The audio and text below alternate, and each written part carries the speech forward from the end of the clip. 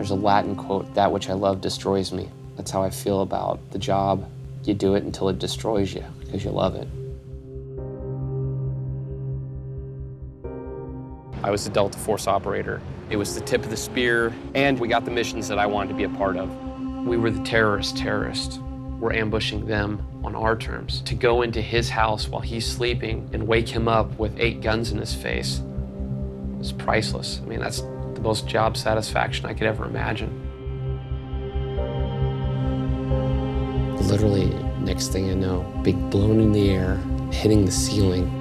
It's the worst feeling I've ever experienced, is being in an explosion. It's the worst feeling I've ever experienced. It's just, it makes you feel powerless. Our commanders pulled us in, said, prepare for anything. We don't know what's going to come through the gate. The door swung open, and it was for my first experience of war, which was just pure trauma. I mean, that was a traumatic event for a lot of people, you know, all of us. I mean, you don't go pick up body parts for hours and not be affected by it. Something happens over there in that battlefield that does not happen at home. It's life-altering. And you come home, and you come home different. You are a different person. So you're in your unit, you're with your team, and you get hurt, and now you're removed from that. And now they're still fighting, and now you're in the hospital. I was suffering from the control disorder part of PTSD. At this point, I was sleeping in my car. I wasn't talking to anybody. I completely separated myself from every part of society. It was a pretty slippery slope, and I fell down to the bottom. Is it my brother making those choices, or is it the trauma? It wasn't that he was choosing to do the things that he was doing. It's the trauma that was forcing him to do those things. And I get so mad at it sometimes because I just want to just punch it back. It was just really hard to understand, you know, and I want just that balance of being supportive and not knowing how to be supportive. You take enough things to happen to a person at one time, enough negative things, and anyone and everyone can be broken.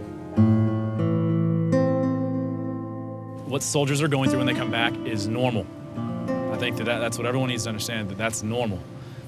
I think that what society needs to do is allow that to happen more smoothly, instead of creating unrealistic standards for them within 1 week after coming back from war, to understand that they're not going to be able to come back and jump right into possibly taking their child to school in the morning at 8 o'clock and not be unaffected by traffic, because the last time they saw traffic that bad was in Iraq a week earlier. We need to normalize the process. Starting from square one was pretty frustrating. The lesson I learned was, you know, I thought I would never shoot again, and I kind of wanted to never shoot again, but a tiger can't change its stripes, and it's something that I want to conquer. Shooter ready, go!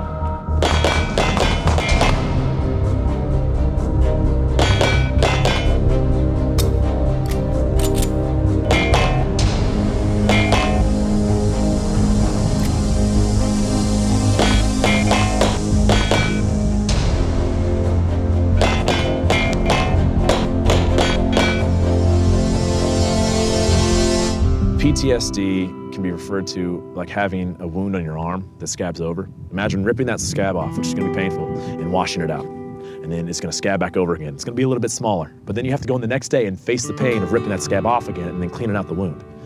And eventually what happens when you do that enough and you actually deal with it and you face it every day, the wound's gone and you have a scar. And then you have to learn how to deal with the scar. You have to learn how to live with the scar. And I mean, that's what life is. It's about the experiences that we have.